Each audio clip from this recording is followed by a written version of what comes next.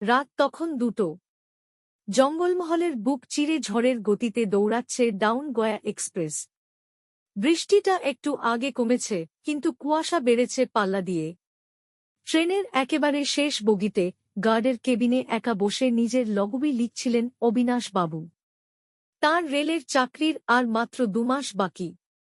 এই দীর্ঘ জীবনে বহু বিচিত্র রাত তিনি ট্রেনের পাহারায় কাটিয়েছেন। হঠাৎ ট্রেনটা মাঝজঙ্গলে একটা সজোরে ঝাঁকুনি দিয়ে থেমে গেল। অবিনাশ বাবু ঘড়ি দেখলেন। এখানে তো কোনো হল্ট বা স্টপ নেই।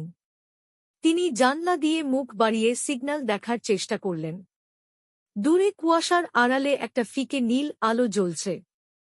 তিনি মনে মনে ভাবলেন, নীল সিগন্যাল, রেলে তো এমন কোনো সিগন্যাল থাকার কথা নয়। তিনি ওয়াকিটকিটা তুলে ড্রাইভারের সাথে যোগাযোগ করার চেষ্টা করলেন। হ্যালো ড্রাইভার সাব, ট্রেন থামল কেন? সিগন্যাল তো নীল দেখাচ্ছে। ওপাশ থেকে কোনো উত্তর এল না। শুধু একটা চাপা কান্নার শব্দ আর বাতাসের শোঁ শোঁ আওয়াজ ভেসে এল। অবিনাশ বাবু কিছুটা বিরক্ত আর কিছুটা আতঙ্কিত হয়ে টর্চ নিয়ে নিচে নামলেন। চাকার নিচে কোনো পাথর বা গাছ পড়েছে কি না দেখা দরকার। ট্রেনের গা ঘেঁষে হাঁটতে হাঁটতে তিনি ইঞ্জিনের দিকে এগোচ্ছিলেন। কিন্তু হাঁটতে হাঁটতে তার মেরুদণ্ড দিয়ে একটা হিমশীতল স্রোত বয়ে গেল।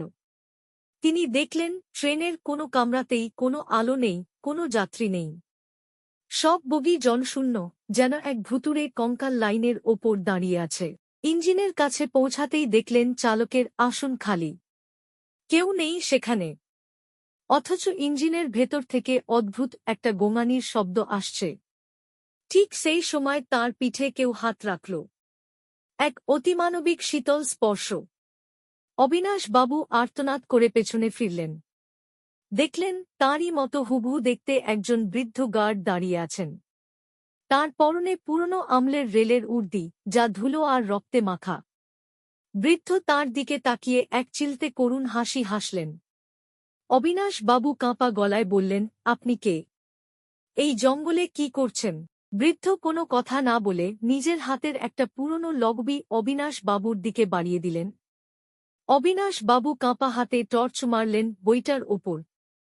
দেখলেন বইটির শেষ পাতায় আজকের তারিখ দেওয়া আছে এবং সেখানে কাঁপা কাঁপা অক্ষরে লেখা, গার্ড অবিনাশ বাবু আজ রাত ঠিক 2:10 হৃদরোগে আক্রান্ত হয়ে নিজের কেবিনেই মারা গেছেন এবং এখন থেকে এই অন্তহীন অন্ধকার যাত্রার দায়িত্বভার গ্রহণ করলেন।